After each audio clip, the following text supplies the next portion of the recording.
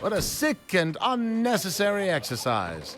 And such a beautiful tradition. Welcome, friends. We are back talking Futurama Season 12. We're up to Episode 4. This is the one entitled Beauty and the Bug. Now, spoilers do lie ahead, so if those aren't for you, this is your last warning.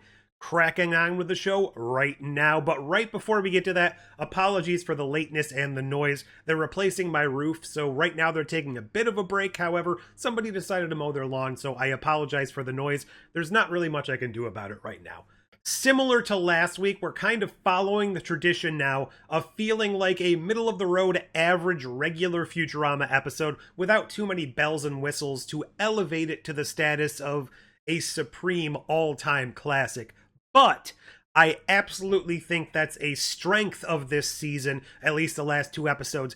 Feeling like a regular classic Futurama episode is by no small means a bad thing whatsoever. We need a lot of classic, regular feeling Futurama episodes to fill up a season and have a couple of those really existential classics thrown in for good measure. And because of the way the last couple of seasons have gone, we are desperately in need of just regular middle-of-the-road episodes. And if they can keep filling out the rest of this season with just more classic, regular feeling Futurama stories like this and The Temp, I think we're in for a much stronger season than the prior one, the first season on Hulu.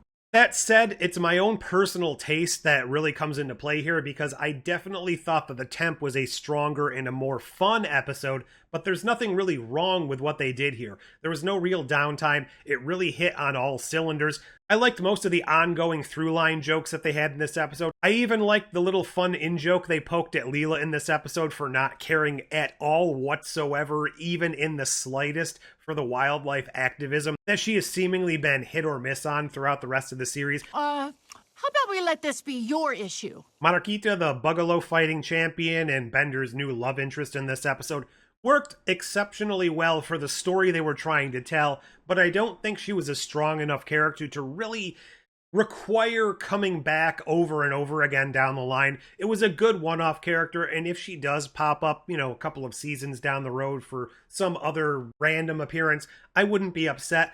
It's always good when they can create these fun one-off characters that really work for the story they're trying to tell, but don't really need to be so self-actualized that they have to appear in ongoing storylines down the road. Guys! What? You're not gonna believe this, but something amazing happened. That's right, memberships are now open, so if you want to join some of these fine people here, boop, boop, boop, boop, go ahead and do that. Click that join button while you're doing all those other fancy YouTube things down below. One downside I might levy against this episode doesn't have anything to do with this episode in a vacuum in and of itself. It's the over-reliance and the over-utilization of Bender, at least so far in this season. We are 4 episodes into this season, and this is already the second Bender-centric, Bender-focused episode. I know he's basically the breakout star and the breakout character of this series, and I don't fault them for wanting to utilize him as much as possible. It just seems like they may be slightly over-reliant on him in the same way that the X-Men movies decided to inevitably only ever focus on Wolverine and then eventually Jennifer Lawrence's Mystique when she became a big star. I like Bender a lot, but there's a lot of other characters who have not been given any real time to shine in the spotlight themselves since we've come back to the Hulu run. For instance, I would very much be here and ready to enjoy a Zoidberg-centric episode. Hopefully we'll get one of those coming up. And even some side characters like Zap Brannigan would be primed and ready for another storyline. I know he had canceled Zap last season. That didn't really work for me so much, so I'd really like to see a nice dupe type of storyline where we get out in the field and see a bit more of that whole situation going on. Also really enjoyed the twist, I guess you could call it, at the end, where after they decide to outlaw Bugalo fighting because it's so inhumane or inhumanoid or whatever they called it, the Bugalo actually come out and fight back and say, hey, this is part of our rich heritage as well. We want the Bugalo fights to continue. I like that, as well as the hive mind situation. Now, maybe I'm just too well versed in sci-fi, but as soon as the professor did his whole shenanigans to look inside the skull and determine they didn't have brains, it was just an empty cavity, my mind immediately went to a hive mind situation. I don't know if they were laying the tracks for that earlier on. Possibly they were, with the whole Borg-sounding group voice. I really did like that because it added a lot more texture to these characters who have been shown throughout the history of Futurama. So if you you go back and watch some of those early episodes on Mars, it just adds a little bit more oomph to when they appear in the background, because now we know more about them. Now we have a little bit more information to apply to the older stories.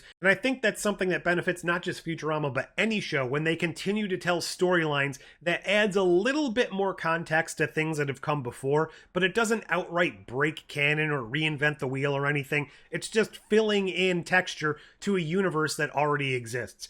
Those are just my thoughts. What did you think of this episode? How are you finding Season 12 of Futurama? Do you think it's on a good path right now? I think, personally, the temp in this episode feel right in line with the middle-of-the-road classic episodes of Futurama. Nothing too standout, nothing too existentially grand or anything like that. But if they can keep this up and maybe throw one whammy at us this season, it'll probably be the best we've seen in Futurama in a few years.